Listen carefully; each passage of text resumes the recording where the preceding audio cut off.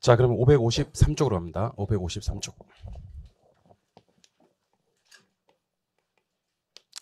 다시 한번 정리를 한번 해드릴게요. 지금 공부하시는 내용은 적산가액 구하는 거, 원가법 공부하고 있는 거예요. 적산가액은 재조달 원가에서 감정평가는 포기하지 마세요. 감정평가는 포기하지 않도록 제가 계속 반복해 드릴 테니까 포기하지 마시고 정리를 좀 잘해 주시기 바랍니다. 이 작업을 감가수정이라 그래요. 감가수정. 재조달 원가는 세 가지 공부하면 된다고 그랬어요. 첫 번째는 재조달 원가의 의, 두 번째는 재조달 원가의 종류, 세 번째는 산정 기준인데요. 의는 기준 시점에서 신축할 때 들어가는 비용입니다. 어떻게 구하냐면 예전에 이제 신축할 때 들어갔던 비용에다가 시점 수정을 해주면 되는데, 시점 수정은 1.35, 1.45 이렇게 곱하는 지수법이 있고요. 변동률 적용법은 1 플러스 R의 n승 이렇게 하는 방법이 있습니다. 기준 시점에서 신축 비용이지 다른 시점은 절대로 안 된다는 거. 물리적 측면에 복제 원가라는 게 있고 효용 측면에 대치 원가라는 게 있는데, 대치 원가는 기능적인 걸 안 해도 된다는 거. 마지막으로 재조달가 산정 기준은 자가 건설했던 도급 건설했던 구분하지 않고 언제나 도급 건설 기준합니다. 그러니까 실제로 자가 건설했다 하더라도 도급 건설에 준하에 처리를 합니다. 표준적 건설 비용에다가 통상의 부대 비용을 더하게 되는데, 자, 따라해 보실래요? 표준적 건설 비용, 통상의 부대 비용. 물론 이제 건설이란 단어와 부대란 단어가 중요하긴 한데, 시험에 나올 때는 표준적 건설 비용에는 통상의 부대 비용에는 이렇게 나오니까 그럼 건설 비용에는 직접 공사비, 간접 공사비, 수급인의 적정 이윤이 있습니다. 여기서 계산 문제 하나. 재조달 원가를 이제 구할 때 제곱미터당 재조달 원가를 구하란 말이 나와요. 그럼 손가락 3개 딱 꺼내서 일단 숫자들을 다 더해. 두 번째 단계가 시점 수정을 해줘. 1.35, 1.45 같은 거 곱하는 거. 세 번째 이제 연면적으로 나눈다. 이게 핵심이에요. 그렇죠? 예. 그다음 이제 감가 수정에 대해서 공부를 한번 해봐야 되는데, 가기 전에 감가 요인이 3개가 있었어요. 물기경 이렇게. 늙는 게 물리적 감가고, 나중에 공부하다 보면 금방 표가 나요. 설계, 설비, 형식, 뭐 디자인 이런 게 기능적. 인근, 부근, 시장성 감퇴 이런 게 경제적. 감가 수정하는 방법은 내용연수법과 관찰감가법이 있는데, 관찰감가법 이거 객관적일까요? 주관적일까요? 주관적이다. 요거. 그다음에 내용연수법은 유력기가 있는데, 액 배웠어요? 안 배웠어요? 배웠죠. 재조달 원가에서 뭐를 날리면, 잔존가치를 날리면 감가총액이 나오고, 이 감가총액을 뭐로 나누면, 내용연수로 나누면 매년 감가액이 나오고, 곱하기 뭐를 때려주면, 경과인수를 때려주면 감가 누계액이 나올 건데, 이 감가 누계액을 아까 무엇을 빼주면, 재조달 원가에서 빼주면 적산가액이 나오는 겁니다. 오케이? 예. 이때 정율법이 뭔지를 소개해 드릴 건데, 정율법은 일정 율식까지는 거예요. 근데 얘는 공식이 약간 다릅니다. 자, 실분 보세요. 재조달 원가 곱하기, 재조달 원가 곱하기 잔가율에 n승 해도 되고, 1 마이너스 감가율에 n승 해도 돼요. 이 두 개 같은 말인데요. 자, 무슨 율은, 잔가율은 뭐가 같은 말이다? 1 마이너스 감가율과 같은 말이다. 자, 한번 들어보시죠. 10%씩까지는 부동산이 있다고 쳐요. 몇 프로씩? 10%씩. 그럼 1에서 10% 빼면 0.1을 빼는 거잖아. 그럼 얼마? 0.9가 되는 거지. 맞아요? 그러면 10%까지 넣으면 잔존가치율이 얼마다? 0.9가 되는 거지. 그러니까 무슨 율과? 잔가율과 1 마이너스 감가율은 같은 말인데, 그동안 이제 최근 5년 동안에 정율법이 기출되었던 해는 딱 한 번 있었거든요. 근데 요거는 제가 여러분들이랑 같이 필기를 한번 해볼 거예요. 필기를 한번 해보고 정답까지 제가 알려드리겠습니다. 어디다 필기하시면 제일 좋냐면 553쪽 니은에 보시면, 553쪽 니은에 보시면 정율법 기계기구의 적용이라고 되어 있습니까? 그 옆에 보시면 보조단에 빈공간이 조금 있죠. 예, 여기다가 제가 필기를 쫙 해드릴 테니까 여러분들도 똑같이 필기를 한번 해봅니다.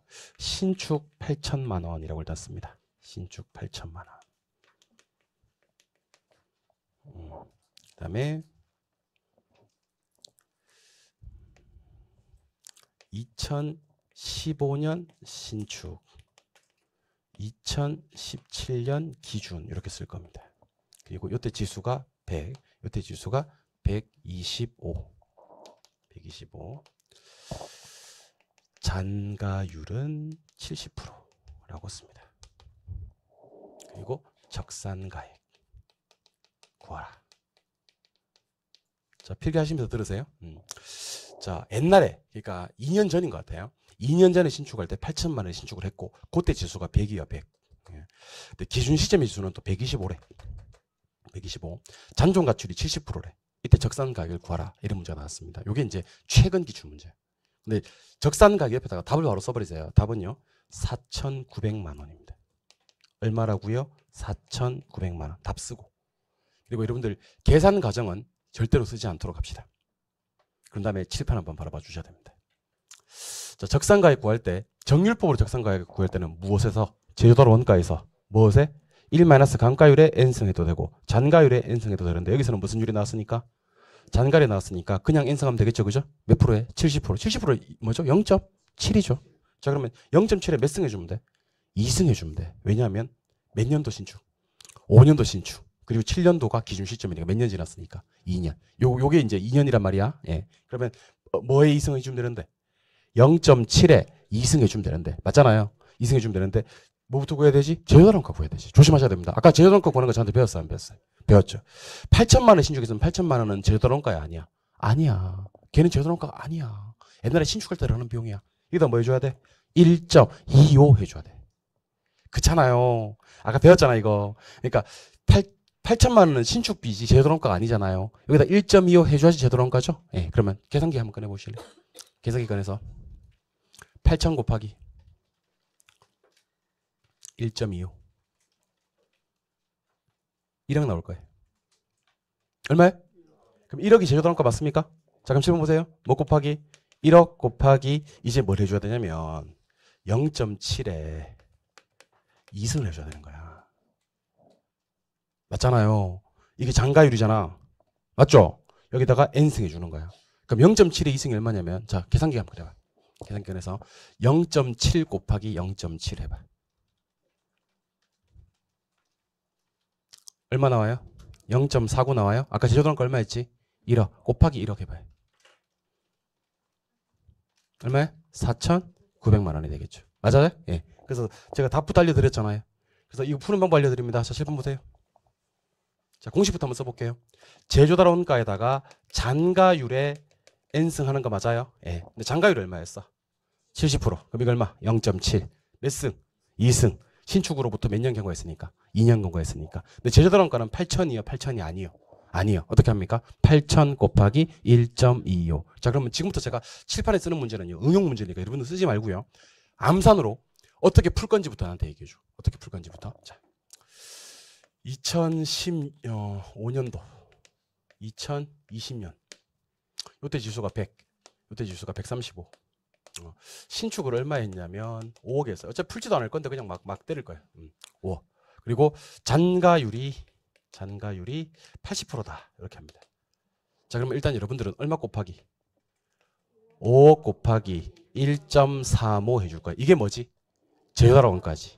맞아요? 예. 곱하기 얼마에? 0.8에 몇 승? 5승을 해줄 겁니다. 왜 0.8에 5승? 5년도 신축, 20년도까지 몇 년 지났으니까? 5년 지났으니까. 그럼 요까지가 뭐고요? 제조달원가고요. 요게 뭐예요? 요게 잔가율의 n승이 됩니다. 맞아요? 예. 근데 우리 0.8에 5승하는 방법 지금부터 좀 알려드릴 테니까 계산기 다시 한번 그려봐요. AC 누르고. 계산기 AC 눌렀어요? 예. 그러면 제가 하란 대로 한번 해보세요. 0.8 곱하기 0.8은 해봐요. 0.8 곱하기 0.8은. 했어? 이게 몇 승이야? 2승이지. 우리 몇 승 가야 돼? 5승. 는 한 번 더 눌러요. 그럼 몇 승? 3승. 는 한 번 더 눌러. 4승. 는 한 번 더 눌러. 5승. 그게 0.8에 5승이야. 아시겠어요? 0.8에 5승 어떻게 한다고? 시작. 0.8 곱하기 0.8은 이게 2승이잖아. 3, 4, 5. 는을 3번 더 누르면 됩니다. 처음에 는 누르면 2승이니까. 3, 4, 5. 는 총 몇 번? 4번. 0.8 곱하기 0.8은 한 몇 승? 2승. 시작. 3, 4, 5. 여러분들 0.6에 7승 한번 해볼까? 0.6에 7승 시작. 0.6 곱하기 0.6은 이게 몇 승? 2승. 7승 시작. 3, 4, 5, 6, 7 이렇게 되는 겁니다. 이해하셨어요? 이렇게 계산기에서 이제 시간을 좀 아껴보자는 거지. 여러분들 시간 아낄 수 있는 게 많이 없어요. 특히 민법 같은 경우는 시간을 아낄 수 있는, 그러니까 민법은 시간을 아낀다는 게 좀 거의 뭐 불가능하지 않나 싶어요. 사실은 개론에서 시간을 최대한 아끼는 게 중요해. 여러분들 정해법 계산 문제랑 정률법 계산 문제는 달라요. 정해법 계산 문제는 다시 한번 소개해 드릴게요. 또 우리 특징이 하나 있지. 또 정률법 신경 쓰다 보면 정해법 까먹어. 정해법 신경 쓰다 보면 정률법 까먹고. 그래서 계속 반복해야 됩니다. 자, 정액법은 어떻게 하냐면 제조달원가에서 잔존 가치를 날려요. 감가총액이 나오겠죠? 내용연수로 나누어요. 매년 가격이 나오겠죠? 곱하기 경과연수를 때려요. 감가 누기게 나오겠죠? 빼주면 작상가액. 정률법은요. 자, 따라해보세요. 제조단원가 곱하기 잔가율의 n승. 근데 잔가율이 안 나오면 1에서 감가율을 빼면 잔가율이 나와. 오케이? 예. 그럼 잔가율 n승 하는데 잔가율 n승 하는 방법 알아요? 몰라요? 알지. 잔가율이 나왔고 0.7이야 만약에. 그 5승 어떻게 한다고요? 0.7 곱하기 0.7은 몇 승? 2승. 자, 5승 갑니다. 3, 4, 5 하고. 제조단원가 구할 줄 알아요? 몰라요? 알죠? 그럼 절 보시고 대답만 해줘요. 자, 4년 지났어요. 4년. 4년 기억하세요? 예, 4년 지났어요. 그런데 그 제조단원가가 옛날에 지을 때 4년 전에 지을 때 5억에 지었어요. 5년. 5억에. 그때 지수가 100이야. 근데 지금 기준 시점의 지수가 4년 지났을 때 155야. 그러면 방금 얼마 그랬어? 5억 곱하기 1.45. 그럼 이때는 4년을 쓴다 안 쓴다? 안 써. 4년 언제 쓰냐면요. 잔가율의 n승할 때 쓰는 거야. 잔가율이 90%야. 근데 4년 지났어. 그럼 얼마? 0.9의 4승. 그러면 제조단원가는 구할 수 있으니까 우리 0.9의 4승만 하면 끝나겠네. 그죠? 0.9의 4승은 어떻게 할 건데? 시작. 0.9 곱하기 0.9는 이게 2승 시작. 3, 4 이렇게 하면 됩니다. 여기다가 아까 구한 따끈따끈한 제조단원가를 곱하면 됩니다. 되셨나요? 예. 그 다음에 공부하는 방법을 제가 좀 하나 알려드릴게요. 지금 제가 오늘 그 원가법, 거래사례 비교법, 수익환원법, 가격공시제도까지 진도를 다 끝내야 되거든요. 자, 근데 아까 감가 수정하는 방법이 몇 가지겠다 그랬냐면 3가지겠다 그랬는데 정율법이란 게 있고요. 정액법이란 게 있고 상환기금법이란 게 있는데 제가 조건 하나 제시할게요. 자, 제조단원가가 만약에 1,000만 원이다. 내용연수가 만약에 5년이다. 그 다음에 잔존가치가 없다라는 가정을 한번 해볼게요. 그럼 얼마가? 1,000만 원이 몇 년간? 5년간 다 까져, 다 안 까져? 다 까져. 이 가정이에요. 잔존가치 없이. 자, 그러면 1년, 2년, 3년, 4년, 5년 동안 까질 건데 가장 쉽게 까는 게 정액법이에요. 정액법은 1년에 얼마씩? 200씩 까시면 되지. 그럼 1년에 200씩 얼마? 5번 까면 됩니다. 근데 정율법은 특징이 어떠냐면요. 처음에는 좀 많이 까지고요. 가면 갈수록 좀 적게 까지는 특징이 있습니다. 처음에는 한 400, 그 다음에 300. 이 숫자 내 마음대로 쓰는 거예요. 200 한번 만나주고 70, 30. 저 400에서 300 더하면 얼마? 700. 700에서 200 더하면 900. 900에서 70 더하면 970. 30 더하면 1000. 똑같이 1000이 까지는데 정율법은 초반에 많이 까져요, 적게 까져요. 많이. 이유를 알려드리겠습니다. 정율법에서는 퍼센테이지가 변하면 되지 않아요. 퍼센테이지가 고정이야, 고정. 자, 그럼 보세요. 1,000만 원에 10%는 얼마죠? 100이죠. 그럼 100이 까지고 나면 잔존가치 얼마 남아? 900인데 900이 10%는 얼마죠? 90. 그럼 810이 남거든. 또 10% 때리면 80. 자, 첫 해는 100 까졌죠. 90, 80, 대충 70, 60, 50, 40, 30 뭐 이런 식이야. 그러니까 정율법은 같은 물건을 까더라도요. 처음에 적게 가지고 많이 가지고 가면 갈수록 적게 가지는 겁니다. 그러면 중요한 게 뭐냐면 상환기금법이 일단 정율법하고 똑같아요. 그래서 상환기금법 머릿속에 이 생각하셔야 됩니다. 대표적인 정액법이에요.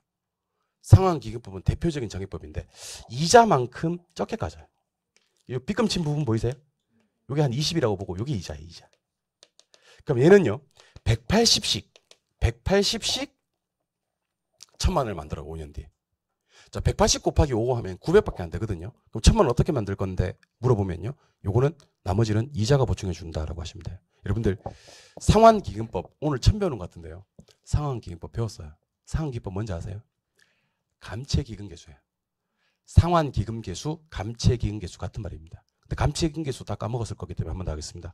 N년 후에 특정 금액을 만들기 위해서 불입하는 금액을 구하는 공식이 바로 감채기금입니다. 이걸 갖다가 적용하는 게 상환기금법이에요. 자, 그럼 저 보세요. 혹시 5년 후에 1,000만 원 만들고 싶어. 1,000만 원 만들고 싶어. 우리 은행에다가 돈을 갖다 불입합니다. 적금 불입합니다. 적금 왜 넣죠? 이자 주니까.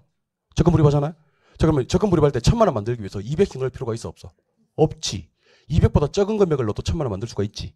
왜요? 이자가 나머지는 보충해 줄 거니까. 이해하셨어요?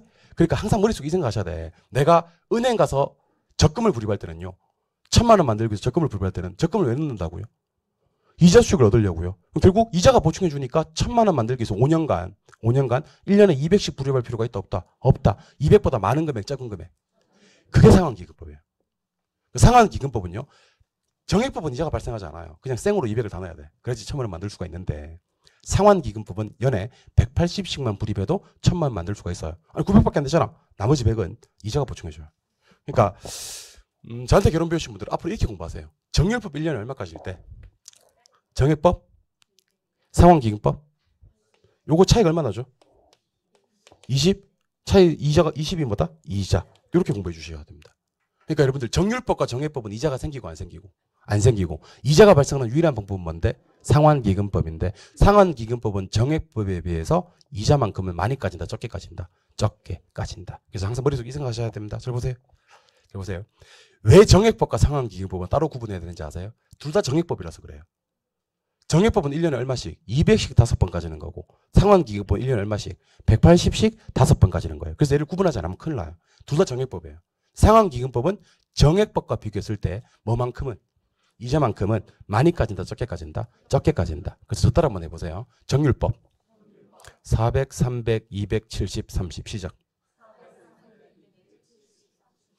정액법 200 곱하기 5 상환기금법 180 곱하기 5 끝. 이렇게 하는 겁니다. 아시겠죠? 그래서 숫자로 기억하시는 게 기억에 제일 오래 남더라고요. 제가 여러분들 선배들을 대상으로 임상 실험을 거친 결과 잘 모르더라고요. 시간 조금만 지나면요. 정액법하고 상환기금법 차이점이 뭐예요? 그래서 결국 누가 많이 가지고 누가 적게 가지고 물어보니까 막 뒤죽박죽대고 짬뽕대고 막 민법 공부하고 공법 공부하고 한 사람들을 물어보는 거 실례야 사실은. 여러분들이 공부를 못해서 못하는 게 아니라니까. 너무 많아 과목이. 내용도 너무 많고 고생 많습니다. 정률법 어떻게 까져요?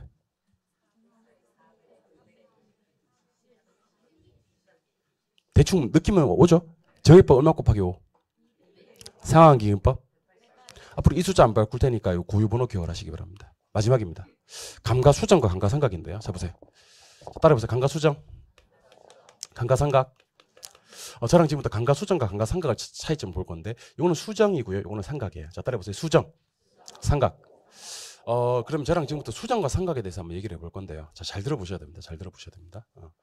감가수정이라는 놈이 있어요. 감가수정. 감가상각이라는 게 있어요. 감가상각. 자, 방금 우리가 배운 건 감가수정이었습니까? 감가상각이었습니까? 감가수정이었죠. 감가수정은 감정평가에서 가액 구할 때 써먹어요. 가액. 정확하게 얘기하면 적산가액이에요. 무슨 가액? 얘는 제조달 원가에서 합니다. 무슨 원가? 했어 안 했어 이거? 했지. 그리고 제가 아까 방금 했는데 감정평가에서 내용연수 그러면 무조건 무슨 내용연수 그랬어요 제가? 무조건 경제적 내용연수 그랬지. 내용연수가 두 가지가 있었잖아. 물리적 내용연수와 경제적 내용연수였는데 감정평가에서 내용연수 그러면 무조건. 그 다음에 감가수정에서 감가가 몇 개 있다 그랬었나? 아까 3개 뭐 있었어요? 물리적 감가, 기능적 감가, 경제적 감가. 기억하고 계세요? 얘는 아까 관찰감가법 쓴다 그랬어요? 안 쓴다 그랬어요? 쓴다 그랬죠. 근데 관찰감가법은 객관적이다, 주관적이다? 주관적. 이게 감가수정이에요. 근데 감가상각을 이 뭔지를 알려드릴 건데요. 감가상각은요. 기업 회계에서 비용 배분을 하기 위해서 감가상각이란 걸 해요. 그러니까 회계학에서 우리 감가상각이라는 단어를 쓰는 겁니다. 자 그럼 저 보세요. 여러분들 특정 기업에서 기계를 하나 새로 구입을 했어요. 기계. 이 기계가 얼마짜리냐면 1,000만 원짜리예요. 1,000만 원짜리. 근데 얘가 수명이 몇 년이냐면 5년입니다. 근데 1,000만 원 갖다가 기계를 갖다 어떻게 샀는지 아세요? 일시불로 주고 샀어요. 일시불로. 그러면 회계 처리를 할 때 이 기계 1,000만 원 주고 샀으니까 한 방에 1,000만 원 주고 샀다라고 비용 처리를 할 수 있을 것 같은데 그렇지 않아요. 회계라는 건 그렇지 않아요. 수명이 몇 년이면? 5년이면 5년에 나누어서 비용 처리를 해주게 돼요. 이해하셨어요? 예를 들어볼게요. 정률법을 한번 해볼게요. 400, 300, 200, 70, 30 이런 식으로 상각 처리를 해줘야 되는 겁니다. 근데 문제가 생겼어요. 3년 동안 기계를 잘 써서 상각 처리를 3년 동안 했어요. 5년에 나눠 비용 처리를 해야 되는데 근데 3년차에 기계가 멸실되고 없어. 멸실되고 기계가 이제 없어졌어. 그럼 나머지 2년 동안에는 감가상각 처리를 할까 안 할까? 해요. 그래서 기계가 없는데 한다니까. 해요. 그러면 태초에 기계가 잘 있나 잘 없나는 필요하다 필요 없다. 필요 그냥 장부당 비용 배분만 해주면 되는 거야. 수명이 몇 년 잡혀 있으면. 그게 감가상각 처리를 한다 그래요. 이해하셨어요? 자 그러면 중간에 기계 잘 있나 잘 없나 가볼 필요가 관찰할 필요가 없는 거예요. 회계는 감가상각은. 그리고 1,000만 원 이거 뭔지 아세요? 사올 때 가격이에요. 취득원가라 그래. 무슨 원가? 취득원가. 다시 5년 이거 뭔지 아세요? 여러분들 같은 물건에 다른 내용수를 적용하면요. 기업 회계가 상당히 문란해집니다. 그런 회계를 전문용어로 뭐라고 하냐면 분식회계라 그래요. 분식회계할 때 분이 뭔지 아세요? 나눌분 아니에요. 분식회계의 분이 무슨 한자로 무슨 문자인 줄 아세요? 그렇죠. 가루 분자를 써요. 가루 분자. 분칠한다 할 때. 파운데이션. BB, N, or CC. Do you know? 잘 몰라요? 예. 회계 장부를 갖다 이쁘게 분칠을 해가지고 장부를 조작하는 걸 분식회계라 그래요. 여러분들 회계라는 것은요, 사실은 이게 상당히 좀 강력하게 작용을 합니다. 실제로 분식회계 같은 거 하면 그 주식회사가 상장 폐지가 되고 막 그래요. 응? 그러면 여러분들 같은 물건에 다른 내용수를 쓰는 게 법적으로 허용이 되겠다 안 되겠다? 안 돼요. 그래서 법에서 여기서 말하는 법은 세법인데요. 다 정해놨어요. 자, 철근 콘크리트조는 몇 년 쓰세요? 벽돌조 몇 년 쓰세요? 연화조 몇 년 쓰세요? 다 정해놨어요. 자동차 몇 년 쓰세요? 다 정해놨다고. 세법에 가면 다 있어. 그걸 갖다가 법에서 정한 내용 연수라고 해서 법정 연수라 그래요. 무슨 연수? 어디서? 법에서 정한 연수라고 해서 법정 연수. 그러면 반드시 같은 물건에는 같은 내용수를 쓰게끔 법에서 강제하고 있는 거예요. 그래서 법에서 무슨 법? 세법. 세법에서 정한 연수. 그리고 여기서는 외부 요인에 의한 강가를 고려하지 않고 물리적, 기능적 강가만 써요. 경제적 강가는 쓴다, 안 쓴다? 안 쓴다. 방금 저한테 속성으로 회계 배우셨어요. 완전 속성이지. 이거 4년짜리야, 이거 원래.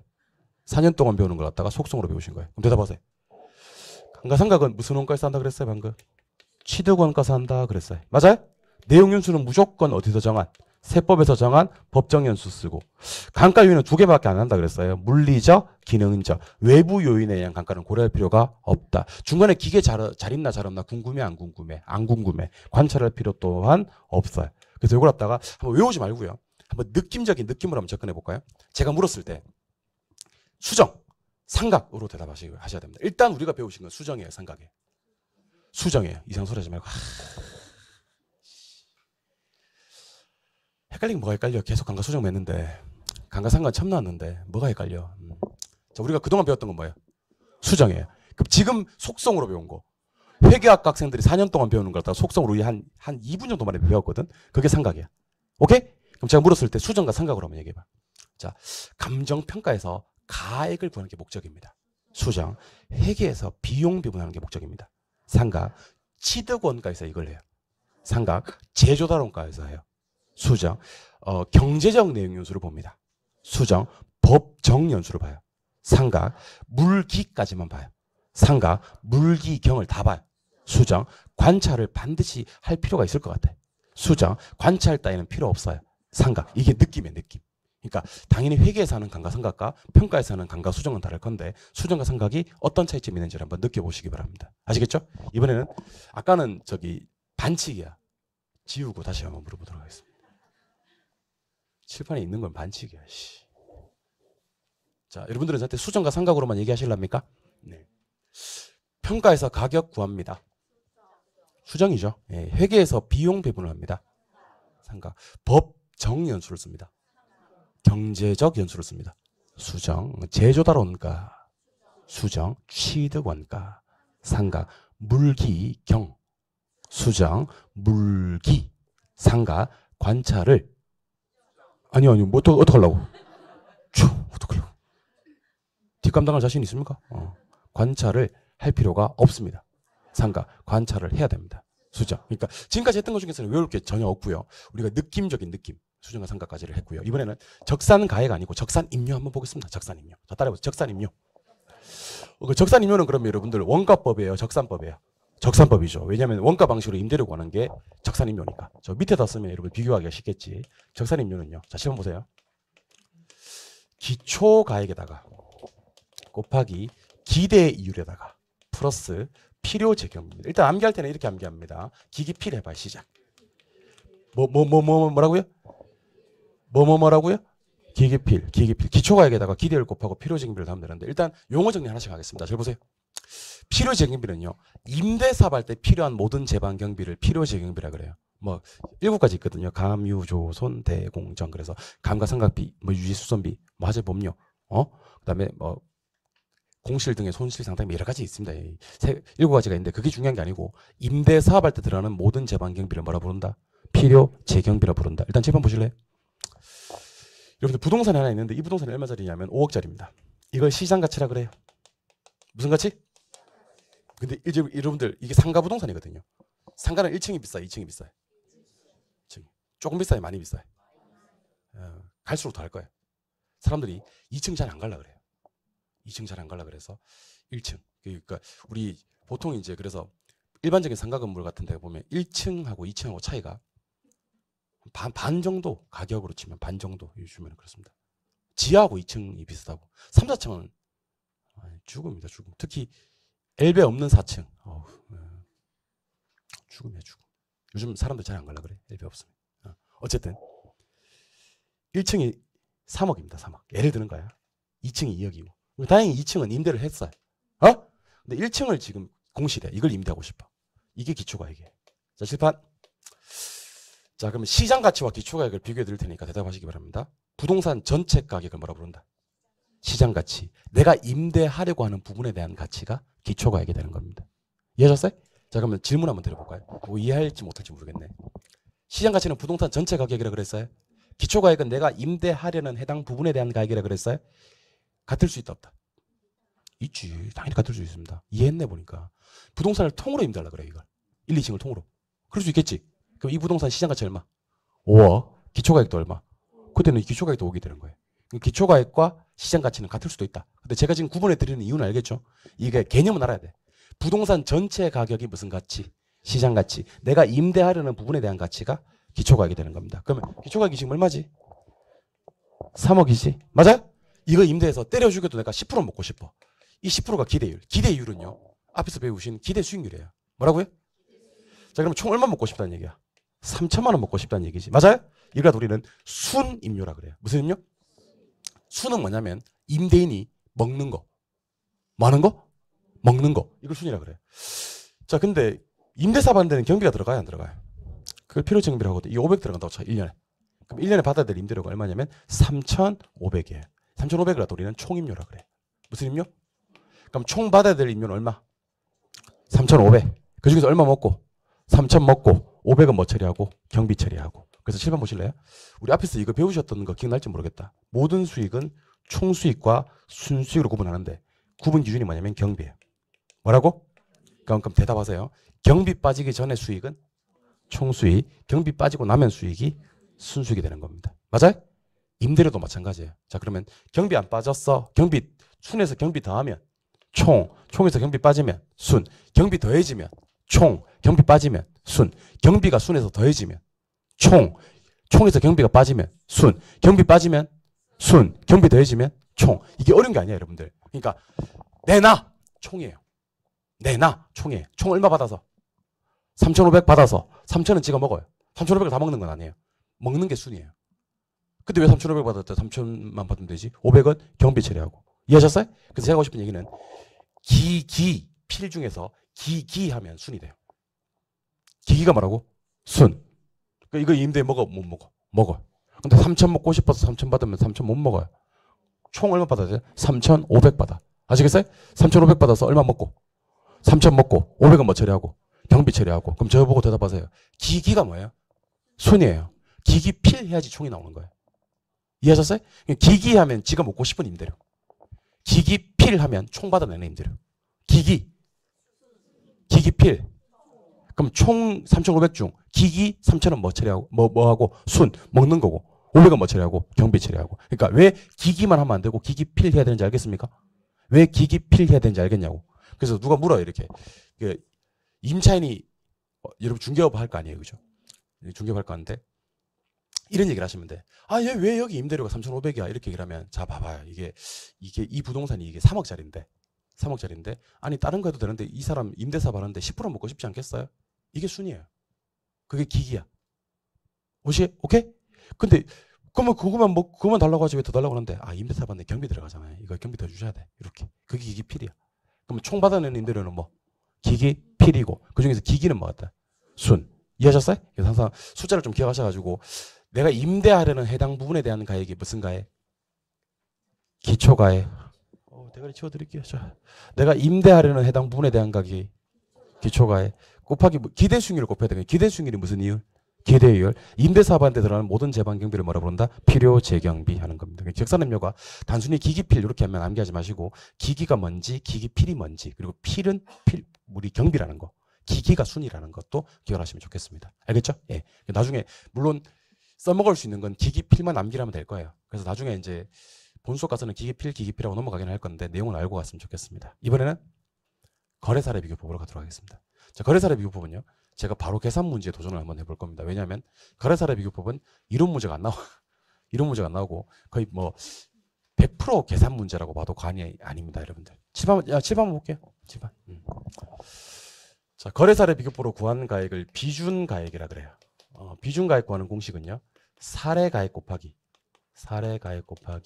사시지계면 합니다. 사시지계면.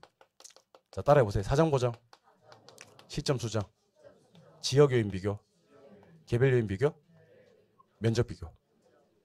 그리고 토지가액 구하는 것은요. 토지가액 구하는 것은 비교 표준지 공시지가를 가져옵니다. 비교 표준지 공시지가. 표준지 공시지가라는 건 좀 이따 배우시겠지만 대표성이 확보된 땅입니다. 그래서 여기다가 사시지계면 하시면 안 돼요. 시지계면 해요. 그래서 공부하실 때 이것만 좀 조심을 하실게요. 특수한 사정이 개입되어서 고가나 저가로 거래된 가격을 정상적인 시장 가치로 바꾸는 작업이 사정보정인데 무슨 공시지가일 때는 표준지 공시지가일 때는 이미 사정이 개입되지 않다는 걸 전제했기 때문에 사시지계면 한다, 시지계면 한다. 그러면 뭐는 안 하고 뭐부터는 해야 된다. 사정 보정은 안 하고 시점 수정은 한다. 거꾸로 묻겠습니다. 뭐는 생략할 수가 없고 뭐는 생략할 수가 있습니까? 시점 수정은 생략할 수가 없고 사정 보정은 생략할 수가 있습니다. 오케이? 예. 그러니까 왜 시점 수정을 해야 되는지 알려드릴게요. 나중에 배우실 건데 표준지 공시지가가 2월 말일까지 발표가 되긴 합니다. 근데 얘 기준 시점이 1월 1일입니다. 표준지 기준 시점 언제라고요? 1월 1일입니다. 그럼 표준지 가격이 2월 말일 발표된다 하더라도 그게 2월 말일 가격이 아니에요. 언제 가격이라고요? 1월 1일. 근데 내가 지금 감정평가하는 기준 시점이에요. 1월 1일이 아니라면 시점 수정은 꼭 해야 되는 거예요. 1월 1일이라면 기준 시점도 1월 1일이고 평가하는 기준 시점도 1월 1일이고 아까 표준지 기준 시점도 1월 1일이기 때문에 시점 수정할 필요가 없는데 근데 1월 1일 날 감정평가하는 경우가 잘 있을까 없을까? 없지. 왜 1월 1일 날은 무슨 날이니까? 빨간 날 쉬는 날이니까. 감정평가사가 출근을 안 하는데 어떻게 감정평가를 하겠습니까? 그러니까 시점 수정은 왜 이걸 생략할 수가 없냐면 표준지 공시가 가격이 1월 1일 가격이에요. 내가 지금 평가하는 시점이 1월 1일만 아니라면 시점 수정은 해야 되는 겁니다. 근데 표준지 자체가 무슨 가격이냐면 아주 정상적인 가격이에요. 따라서 사정 보정을 할 필요가 없다. 시점은 다를 수밖에 없기 때문에 하는데 사정은 개입될 여지가 아예 없기 때문에 사정 보정할 필요가 없다는 겁니다. 근데 중요한 건 이게 아니고 계산 문제라고 그랬죠. 계산 문제 푸는 방법을 제가 공개를 하도록 하겠습니다. 자, 잘 보세요. 밑에 사례가 갑니다. 위에 대상이 갑니다. 아시겠어요? 대상은 어디로 가고 위로 가고 사례는 아래로 갑니다. 아시겠어요? 자, 따라 보세요. 아래, 사례. 그렇지. 레로 끝나는 놈 아래로 갑니다. 레로 끝나는 놈 어디로 간다고? 아래. 대상 할 때 상 얼마나 위로 가고 싶었으면 상으로 끝났겠습니까? 그렇죠? 얘는 거부할 수 없는 운명이야. 상 어디로 가? 사례는 어디로 가? 아래. 위아래 한번 해볼까요? 대상 어디로 가고? 사례는? 자, 근데 잘 들으셔야 됩니다. 대상은 아래 있어요? 위에 있어요? 10% 열세다. 그렇게 해요. 10% 열세다. 그럼 이거는 100분의 90으로 처리해요. 어떻게? 그러니까 대상이 10% 열세면요. 100에서 10%만큼을 빼. 아래 걸, 위에 걸. 위에 걸. 그러면 이번에는 대상이 5% 우세다. 대상이 5% 우세면요. 100분의 105. 자, 다시. 사례가 10% 우세다. 110분의 100이지. 10% 우세라 그랬잖아. 깝깝하네요. 괜찮습니다. 지치지 않고 한번 해볼게요. 그리고 크리스마스를 오셨으니까. 오늘 즐거운 날. 오늘은 즐거운 날. 자, 다시. 즐거운 날. 다시. 중독성 있어요. 약간. 중독성 있네. 좋네. 사례가 5% 열세 95분의 100 대상이 3% 우세 103 대상이 우세니까 사례가 4% 열세 100인데 잠깐만 무슨 말인지는 알았죠 지금? 지금 연습이 안 돼 있어서 그렇지 무슨 말인지는 알았죠? 근데 밑에 게 잘 안 나와 이게 밑에 게 왜 잘 안 나냐면 왜 시험은 대상만 조정하냐면요 100분의 90은 0.9 곱하면 되거든 100분의 105는요. 1.05. 100분의 103은요. 1.03 곱하면 되는데 110분의 100은 뭐 곱할까요? 95분의 100은 96분의 100은 이걸 죽이겠어요? 살리겠어요? 이걸 갖다가. 그러니까 계산 문제가 나온다면 이제 우리가 내용은 알아야 되지만 계산 문제가 나온다면 사례를 조정하는 경우는 없어요. 대부분. 계산 문제로 나온다면 대부분 물론 안 나온다는 얘기는 아닌데 사례를 조정하는 경우는 거의 없다. 대부분 뭐를 조정한다? 대상을 조정한다. 그럼 이번에는요. 제 얘기를 듣고요. 100분의 얼마 하지 말고요. 0.95, 1.03 이렇게 바로 한번 해보자는 거지. 자 다시. 대상이 이제 밑에 건 안 할 거야. 밑에 건 100으로 고정. 위에 건 말 거야. 대상이 4% 우세 1.04 이 연습을 해보면 참 좋습니다. 대상이 7% 열세 0.93 1점 아니지 열세인데 다시 대상이 5% 우세 대상이 8% 열세 8% 열세 오케이? 요렇게 이제 우리가 처리를 해주시면 요게 이제 계산 문제가 또 거부감이 전혀 없고요. 변동률 적용법은 계속 했던 거라서 크게 무리가 없을 것 같은데 1년 전에 거래가 있었고 변동률이 10%다. 그럼 뭐 곱하면 돼? 1.1 1승 하나만 하니까 1 플러스 R의 n승이잖아. 자 2년 전에 거래가 있었고 변동률이 5%다. 그럼 어떻게 해? 시작 1.05의 2승 3년 전에 거래가 있었고 변동률이 7%다. 그럼 어떻게 해? 1.07의 3승 4년 전에 거래가 있었고 변동률이 10%다. 그럼 어떻게 해? 1.1의 4승 그런 거 주시면 되는 거예요. 이해하셨어요? 예. 그런데 뭐를 조금 하셔야 되면 면적 비교도 좀 하실 필요가 있습니다. 면적 비교. 자, 사례 면적은 300. 대상 면적은 330. 사례 면적은 얼마? 300. 대상 면적은 330. 그러면 어떻게? 300분의 330 이렇게 하면 되는 거야. 사례 어디로 가고? 아래로. 대상 어디로? 위로. 근데 이거 100번 얘기해봐 소용이 없어. 지금 필기할 필요도 없어. 왜냐하면 계산 문제 가서 문제를 갖다가 풀 수 있어야 되는 게 그게 우선입니다. 그래서 저랑 지금부터 이거 지금 해야 될지 모르겠는데 하기로 했어요. 난 하기로 했어. 다 할 거야. 오늘 다 죽었어. 문장가. 나 죽여버릴까 오늘. 오늘 어디로 가냐면 566쪽에 1, 2, 3, 4번 문제를 다 풀 거거든요. 566쪽에 1, 2, 3, 4 다 12월 25일이라고 적어놓으세요. 12월 25일, 12월 20일. 12월 25일 날 이 문제를 풀었다 안 풀었다? 풀었다 하는 흔적일랑 남겨두세요. 왜 날짜를 적으라고 하냐면 내가 이 문제 몇 번 풀었는지를 갖다가 판단하는 하기에 상당히 좋습니다. 나중에 여기 쭉 밑으로 뭐가 달릴 거냐면요. 뭐 예를 들면 2월 22일, 뭐 4월 30일 자꾸 달릴 거예요. 보고 있으면 참 자아 발견할 수. 난 누군가 나 어딘가 이걸 다 4번 풀었다고 돼 있는데 나는 과연 이걸 아는지 모르는지 약간 자괴감도 들고 그래요. 약간의 자괴감 우리 시험에 상당히 큰 원동력이 됩니다. 자괴감조차 안 느끼는 사람들이 안 좋은 거예요 오히려. 올해 안 되면 내년에 하지 뭐 이런 마음이 안 좋은 거예요. 꼭 되겠다는 마음. 1번부터 갑니다. 엄청 어려운 문제 같지만 한 개도 안 어려워요. 제시된 자료를 활용해서 감정평가 규칙에서 정한 공시지가 기준법으로 평가한 토지 가액은 얼마인지 물었습니다. 맞아요? 제일 먼저 가져야 될 게 돈 찾아야 됩니다. 돈 찾아야 돼. 몇 번째 점에 돈이 있냐면 세 번째 점에 돈이 있어요. 몇 년도에? 16년도에 얼마 거래되었다? 200. 자 그럼 시간 보세요. 이 문제는요. 200 곱하기부터 출발합니다. 뭐 곱하기? 200만 원 곱하기. 자 보니까 면적은 됐고 집값 변동률 보이십니까? 집값 변동률이 몇 프로? 5%. 자 아무 말이 없이 5%가 나오잖아요. 아무 말이 없이 5% 나오면 1.05만 때리면 돼. 어떻게? 1.05. 1.05 때립니다. 0 곱하기 두 칸 내려오세요. 두 칸. 개별 요인 찾았습니까? 무슨 토지가? 대상 토지가 어디 있는 놈이죠?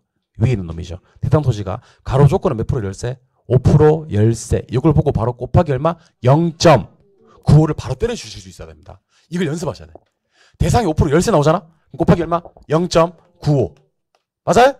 근데 그 옆에 보니까 다른 조건이 하나 더 있어. 무슨 조건은? 환경 조건은 20% 우세. 그럼 얼마? 1.2가 바로 들어갑니다. 이게 끝이야. 그러니까 여러분들 지금 제일 먼저 찾아야 될 게 이 숫자들이 여러 지저분한 숫자들이 있는데요. 우리가 찾아야 될 숫자는 일단 돈부터 찾아. 뭐부터? 돈 찾았잖아? 그 다음에는 몇 프로 적혀 있는 거 찾아야 돼. 몇 프로. 몇 프로가 몇 번 나오냐면 3번 나와요. 네 번째 점에 변동률 몇 프로? 5%. 나머지는 번지고 막 날짜고 그렇잖아. 알겠죠? 예. 그리고 5% 열세는 얼마? 0.95. 20% 호세는 얼마? 1.2. 계산기 꺼내요. 계산기 꺼내서 200만 원 더 때리세요. 자, 계산기 꺼내서 200만 원 더 때렸어요? 200만 원 어떻게 때리는지 알지? 2에다가 0 2개짜리 3번. 때렸어? 곱하기 얼마? 1.05. 곱하기 얼마? 0.95. 곱하기 얼마? 1.2. 계산기 얼마 떠요? 239만 4천 원 뜰 거예요. 239만 4천 원. 정답 몇 번? 4번. Understand? 자, 그러면 다시 AC 누르고 싹 지울게요. 싹 지울 테니까 이번에는 문제 보고 바로 한번 풀어보도록 하겠습니다. 200만 원 찾으세요. 얼마 찾았어요? 200만 찾았어요? 문제 옆에다가 바로 계산기 갖다 받치세요. 고의 받치세요. 문제 옆에다가. 뭐 곱하기 200만 원 곱하기 변동률 5% 적용하세요. 1.05. 했어요? 예. 5% 열세 적용하세요. 0.95. 20% 우세 적용하세요. 1.2. 오케이? 자, 그럼 절 보시고. 제일 먼저 뭐 찾고? 돈 찾고. 제일 먼저 돈 찾아요. 두 번째는 통상 시점 수정하게 만들어요. 무슨 수정? 시점 수정. 세 번째가 문제인데 면적을 비교하는 경우가 있고 안 하는 경우가 있어요. 그래서 그러면 면적은 어떨 때 비교하고 어떨 때 비교는 안 합니까? 이 궁금하지 않습니까? 아니, 면적은 어떨 때 비교하고 어떨 때 비교하지 않는지 궁금하지 않습니까? 예. 자, 지금 1번 문제는요. 끝날 때 물었거든요. 제곱미터당 얼마인지 물었잖아요. 뭐 물었다고요? 이런 문제는 면적을 비교할 필요가 없어요. 아니, 제곱미터당 물었는데. 근데 2번 문제는 보니까 그냥 토지평가에 물었잖아요. 면적 비교해야 됩니다. 다시 뭐를 물었을 때? 제곱미터당 가격을 물었을 때는 지금처럼 면적 비교를 할 필요가 없지만 그냥 토지 가격을 물었을 때는 면적이 나온다면 면적 비교를 해야 됩니다. 그래서 2번 문제 갑니다. 돈 찾으세요. 돈 못 찾으면 큰일 나요. 제일 먼저 돈부터 찾아야 돼. 우리가 돈 벌려고 하는 거잖아. 그죠? 돈이 제일 중요합니다. 3억. 3억 곱하기. 돈 찾았어요? 3억 곱하기. 그 다음에 얘는요. 면적 비교를 좀 해야 됩니다.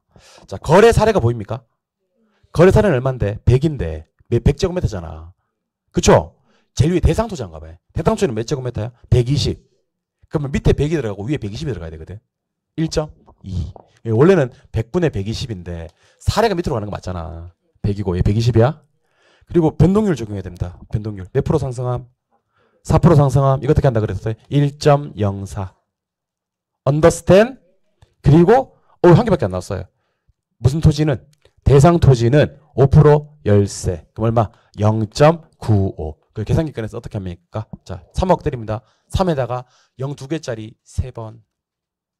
아, 4번. 미쳤나봐. 4번. 어렵네, 이거. 3에다가 0 2개짜리 4번. 곱하기 얼마? 1.2. 곱하기 얼마? 1.04. 곱하기 얼마? 0.95. 하니까 얼마 나옵니까? 3억 5,568만 원이 나옵니다. Understand? 그러면 싹 지우겠습니다. 싹 지우고. 자, 문제 옆에다가 바로 계산기 갖다 받치세요. 자, 문제 옆에다가 바로 계산기 갖다 받치셨습니까? 돈 찾고 시작. 3억 곱하기 면적 1.2배입니까? 면적 1.2배냐고 확인하세요, 빨리. 1.2 곱하기 변동률 4%입니까? 1.04 곱하기 5% 열세입니까? 얼마? 0.95. 답 나와요? 그래서 이 문제 한 번 더. 이 문제 이번에 계산기 말고 입으로 한번 해봐요. 시작. 3억 곱하기 1.2 곱하기 1.04 곱하기 0.95. 막간을 이용해서 다시 위로 올라갑니다. 1번 문제. 1번 문제 계산기 하지 말고요. 말로 얘기해봐요. 시작. 200만 원 곱하기 1.05 곱하기 0.95 곱하기 1.2. 막간을 이용해서 2번 문제 다시 한 번 더. 2번 문제. 돈부터 찾으세요. 시작. 3억 곱하기 1.2 곱하기 1.04 곱하기 0.95. 그런데 오른쪽 표시를 한 거고 3번 문제. 자, 3번 문제 가니까 세 번째 줄에 가로 안에 뭐라고 돼 있냐면 단 주어진 조건의 하나며 결과값은 소수점 넷째 자리에서 반올림함. 그렇게 돼 있습니까? 대부분 우리 수험생들 이런 문제를 버려요.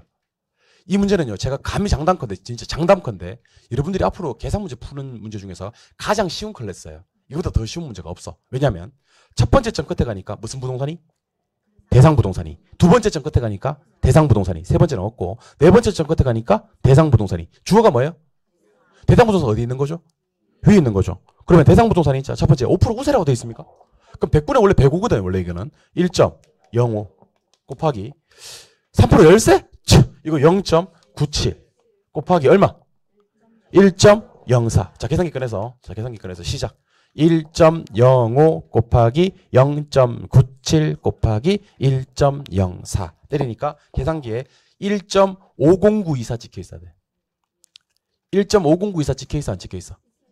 혹시 안 찍혀계신 분들은 쉬는 시간에 저한테 계산기 가져오세요.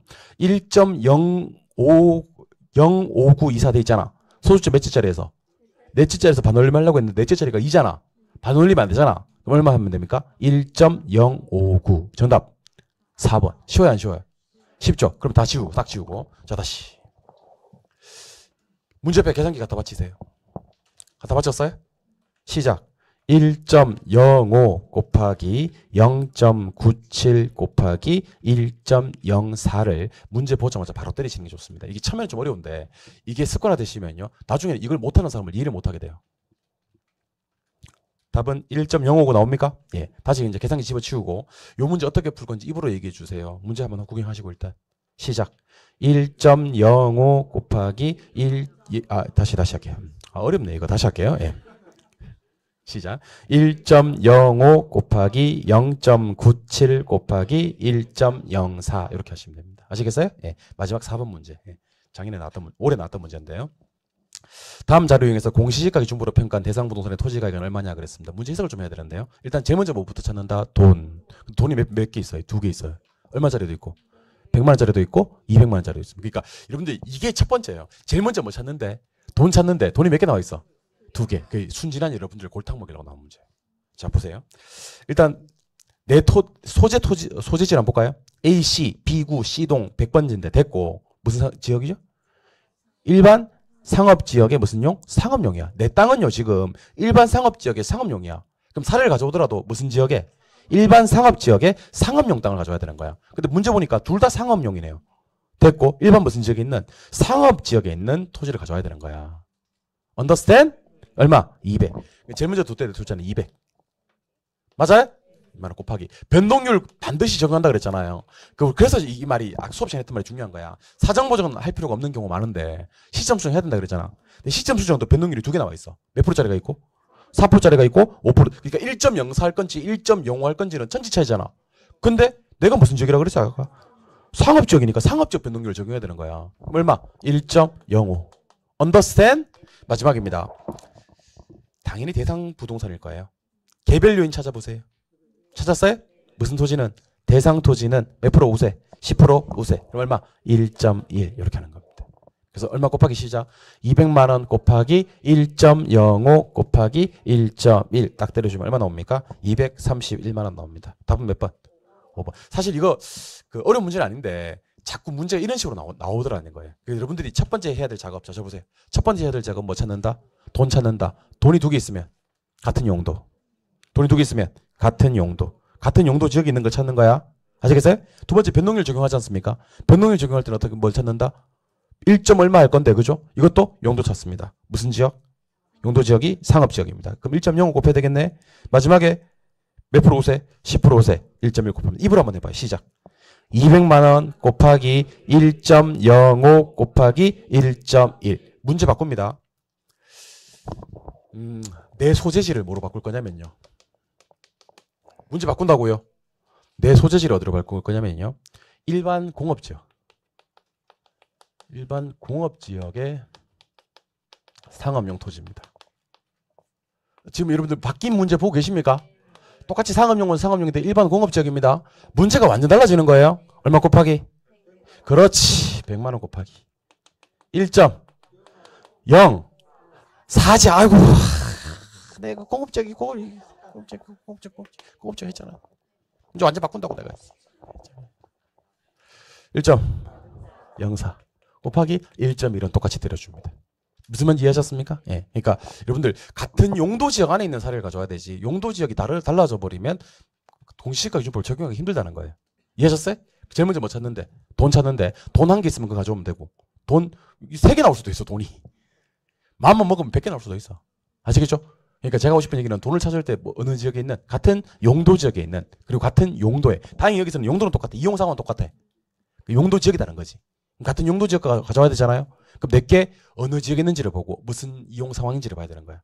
근데 둘 다 상업용이니까 됐고 용도 지역이 만약에 내게 상업 지역이 있다면 상업 지역 가격을 가져오고요. 공업 지역이 있다면 공업 지역 가격을 가져오는 거예요. 변동률도요. 상업 지역이 있다면 상업 지역 변동률을 적용하는 거고요. 공업 지역이 있다면 공업 지역 변동률을 적용하는 겁니다. 아시겠습니까? 그래서 거래사례 비교법은요. 이게 뭐라고 해야 되나? 트레이닝이 중요한 파트지 내용이 중요한 파트가 아니지 않나라는 생각이 좀 들어요. 그래서 다시 1번 갑니다. 왼쪽 페이지 1번. 보고 계십니까? 제가 한번 쭉 해드릴 테니까 여러분들 좀 한번 해주세요. 자, 1번 문제 풉니다. 네, 어떻게 하냐면 200 곱하기 1.05 곱하기 0.95 곱하기 1.25 풀 거고요. 아시겠죠? 2번 문제는 어떻게 풀 거냐면요. 3억 곱하기 1.2 곱하기 1.04 곱하기 0.95로 풀 거고요. 3번 문제는 어떻게 풀 거냐면요. 1.05 곱하기 0.97 곱하기 1.04로 풀 겁니다. 4번 문제는 일단 그 문제에 나와 있는 게 일반 상업지역이니까 200만 원 곱하기 1.05 곱하기 1.2를 할 건데 만약에 문제가 상업지역 상업용이 아니고 공업지역 상업용이라면 시작 100만 원 곱하기 1.04 곱하기 1.2를 해준다는 거 느낌 있어야 됩니다. 무슨 말인지 알겠죠? 예. 그러면 차례대로 한번 교재를 한 번 더 정리 한번 하고 갈게요. 자, 교재 페이지 552로 갑니다. 552. 자, 교재 페이지 552쪽에 가시니까 552쪽에 감가수정과 감가상각의 차이점이라고 표해서 표가 하나 나올 겁니다. 찾았습니까? 요 표에 체크 표시는 한번 돼 있나요? 예. 감가수정은 감정평가상의 용어로 기준 시점에서 가격 구하는 거고요. 감가상각은 회계학상의 용어로서 비용 배분하는 겁니다. 수정 무슨 원가? 제조다로 원가. 갑자기 말문이 탁 막힙니까 또? 상각은 무슨 원가? 취득원가. 수정 무슨 연수? 경제적 내용 연수. 상각은 법적 내용 연수. 수정은 물, 기, 경까지. 상각은 물, 기. 수정 관찰해요 안 해요? 해요? 상각 해요. 뭘 안 해요? 해요. 네. 상각은 관찰을 해요 안 해요? 안 해요. 다시 갑자기 나한테 왜 그래요 또? 수정은 아까 실무적인 방법인 관찰을 한다 그랬잖아요. 상각은 기계가 처음부터 없어도 되니까 관찰할 필요가 없다 그랬잖아요. 기억 계시죠? 예. 오른쪽 페이지 동그라미 1번에 내용 연수를 표준으로 하는 방법이 있습니까? 거기 동그라미 기억의 정액법 찾았습니까? 거기 동그라미 3번 한번 체크해봐요. 동그라미 3번. 3번 체크했어요? 정액법으로 적산가액 구할 때는 무엇에서 그냥 제조달 원가에서 감가 누객을 빼주면 되는데 니네 정률법 있습니까? 거기 동그라미 2번 한번 체크해봐요. 동그라미 2번. 2번 체크했어요? 정률법은 동그라미 2번입니다. 적산가액 구할 때 무엇에서 제조달 원가에서 전년 대비 잔가율에 n승 해준다. 공식이 달라집니다. 제조달 원가로 출발하는 건 똑같은데 정액법은 빼기로 가고요. 정률법은 곱하기로 가요. 아시겠어요? 그러니까 무작정 제조달 원가 끌고 오면 되고요. 빼기인지 곱하기인지를 가지고 정액법 계산 문제와 정률법 계산 문제로 나뉘어지는 겁니다. 오케이? understand? 555쪽으로 갑니다. 555쪽 제일 밑에. 555쪽 제일 밑에 보니까 적산법 나옵니까? 제일 밑으로 가니까 공식이 적산임료 권한 공식은 기초가액 곱하기 기대이율 플러스 필요지급비로 되어 있습니까? 자, 그럼 대답하세요. 기까지 하면 뭐가 되죠? 순. 기기 필하면 총. 그럼 총은 무엇에서? 순에서 경비 더하면 됩니다. 다시 총은 무엇에서? 순에서 경비 더하면 됩니다. 그럼 만약에 순을 구하고 싶어. 그럼 무엇에서? 총에서 경비 빼면 됩니다. 다시. 총을 구하고 싶어. 무엇에서? 순에서 경비를 더하면 되는데 이상 소리 하지 말고 다시 갑니다. 총을 구하고 싶어. 그럼 무엇에서? 순에서 경비를 더하면 되는데 순을 구하고 싶어. 그러면 총에서 경비를 빼면 됩니다. 아까 나 구했던 숫자 한번 자체 정해볼게요. 3억 있었고 10% 있었고 500 있었던 거 기억납니까? 3억에 10% 곱하면 3천이거든요. 3억에 10% 곱하면 3천. 3천이 뭐죠? 순이에요. 3,500은요? 총이고요. 500은요? 경비예요. 그 경비를 필이라고 해요. 필요제 경비. understand? 3,500 총 500 경비 3,000 순. 어떻게 처리하시면 되면 총 얼마 받아서 3,500 받아서 얼마 먹고가 뭐야? 순. 500은 뭐 처리하고 경비 처리하고. 그 500은 먹고 못 먹어. 그 경비 처리하는 돈이지 먹을 수 있는 돈이 아니지. understand? 예, 책을 좀 넘기셔서 교재 페이지 559로 갑니다. 559. 559로 가시니까 우리 별표 쳐놨던 비중가액 구하는 공식과 토지가액 구하는 공식이 나옵니까? 비중가액은 사례가격에다가 사시지계면 해주면 되지만 토지가액은 표준지공시 곱하기 시지계면이잖아요. 여러분들 이 페이지에서 제가 좀 설명드릴게요. 토지가격 구할 때는 사정보정 한다 하고 안 하고 시점 수정은 해요. 그 시점 수정이 나오면요. 1 플러스 R에 N선을 해주면 되는 거야. 5%면 1.05, 4%면 1.04 이렇게 해주면 되는 거고. 그 지역요인 비교, 개별요인 비교 뭐 이런 거 한단 말이야. 근데 개별요인 비교, 지역요인 비교할 때는 보통 대상을 당연히 위에 있는데 대상을 변화시키는 게 일반적이야. 사례를 변화시키는 게 일반적이야. 대상을 변화시키는 게 일반적이죠. 왜냐하면 대상을 변화시켜야지 시험 문제에서 계산을 할 수가 있다고. 사례를 변화시키면 만약에 사례가 3% 열세다 그러면 그 97분의 100인데 이건 어떻게 할 수가 없다고. 대상을 3% 열세라고 해야지 100분의 97이기 때문에 0.97 할 수 있다고. 대상을 3% 우세하면 1.03 바로 하면 되는데 사례가 3% 우세면 103분의 100이라 가지고 이걸 죽이지도 못하고 살리지도 못한다는 것이. 이해하셨어요? 그리고 공시지가 기준법에서도 아까 제가 면적 비교를 하는 경우가 있다 그랬어요? 없다 그랬어요? 있는 경우도 있고 없는 경우도 있는데 제곱미터당 제도는 그 토지 가격을 구할 때는 면적 비교를 할 필요가 없지. 제곱미터당 구하는 건데 무슨 면적 비교를 해? 근데 그냥 토지 가격 구할 때는 면적을 비교할 일이 있는지 없는지를 반드시 비교에 정리를 해주시면 좋겠습니다. 이해하셨어요? 그리고 또 까먹었을 수가 있으니까 한 번 더 566으로 가요. 566 시간차 공격을 계속하겠습니다. 여러분들은 수비해 주세요. 저는 공격합니다. 566쪽 보고 계십니까? 1번 문제 어떻게 풀 건지 입으로 얘기해 줍니다. 시작. 200만 원 곱하기 1.05 곱하기 0.95 곱하기 1.2. 2번 문제 일단 구경하세요. 2번 문제. 시간 드릴게요. 지금 몇 쪽 하고 있냐면 566쪽 하고 있습니다. 566쪽. 자, 지금 566쪽에 2번 문제 볼 차례예요. 2번 문제. 2번 문제 보고 계십니까? 어떻게 할 건지 저한테 얘기해 주세요. 저 마음의 준비 좀 하시고요. 면적 비교해야 됩니다. 힌트 충분히 드렸습니다. 시작. 3억 곱하기 1.2 곱하기 1.04 곱하기 0.95. 3번 문제, 3번 문제. 3번 문제 어떻게 풀 건지 마음의 준비 하시고 3개 곱할 건데요. 1점 얼마, 0점 얼마 이렇게 몇 개 얘기해 주시면 됩니다. 3번 문제 시작. 1.05 곱하기 0.97 곱하기 1.04 하면 됩니다. 4번 문제 돈을 찾아야 되는데 돈이 두 개 나와 있어요. 돈이 두 개 나와 있어요. 용도 지역 무슨 지역인지 봅니다. 일반 상업 지역입니까? 그럼 일반 상업 지역에 돈을 가져와야 됩니까? 그리고 변동률도 2개 나와 있어요. 두 개. 근데 상업 지역의 변동률을 적용해야 됩니까? 그럼 상업 지역을 눈도장 찍어놓고 출발합니다. 시작. 200만 원 곱하기 1.05 곱하기 1.1. 근데 만약에 내 토지가 지금 상업 지역으로 되는데 일반 공업 지역에 있는 토지야. 내 토지가 일반 공업 지역에 있는 토지야. 그럼 시작. 100만 원 곱하기 1.04 곱하기 1.1 이렇게 칠하시면 됩니다. 무슨 말 이해하셨죠? 예, 그렇게 해서 비교 방식 고생하셨고요. 책을 조금 넘기셔서 교재 페이지 오늘 수업의 마지막입니다. 570쪽입니다. 자, 그럼 지금 어디 와 있는지 한번 점검해 볼까요? 기준 시점과 시장 가치 요거 봤고요. 지역 분석과 개별 분석 요거 봤고요. 평가 3방식과 7방법 중에서 우리가 지금 5개 법을 봤어요. 7개 법 중에서. 원가법 했어요? 했다. 진짜 했다. 예. 적산법 봤어요?